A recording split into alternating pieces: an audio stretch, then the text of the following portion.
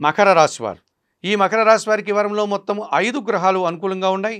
అధికంగా సుఫలితాలను, లాభాలను ఈ వారంలో మీరు అందుకోగలుగుతారు. పంచమ భావంలో గురు సంచారం మీ ఆలోచనలకు కార్యరూపం దాలుస్తుంది.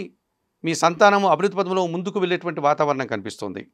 తృతీయ భావంలో రాహు సంచారం వల్ల జన సహకారం బాగా ఉంటుంది. విదేశీ వ్యవహారాలు సానుకూలంగా ముందుకు సాగుతాయి. తృతీయ భావంలో రవి సంచారం వల్ల అధికారుల అండదండలతో వృత్తి, ఉద్యోగ, వ్యాపార, వ్యవసాయ రంగాల్లో అభివృద్ధిని సాధిస్తారు. అలాగే తృతీయ భావంలో శుక్ర సంచారం వల్ల స్త్రీజన సహకారంతో కుటుంబంలో కొన్ని కార్యక్రమాలు నిర్వర్తించి ప్రశాంతంగా ఉండగలుగుతారు. మరి సప్తమ భావంలో ఉన్నటువంటి కుజ సంచారం వల్ల జీవిత భాగస్వామితో కానీ, వ్యాపార భాగస్వాములతో కానీ, లేక ఎదుటివారితో కానీ కలహాలు రావడానికి అవకాశం కనిపిస్తుంది.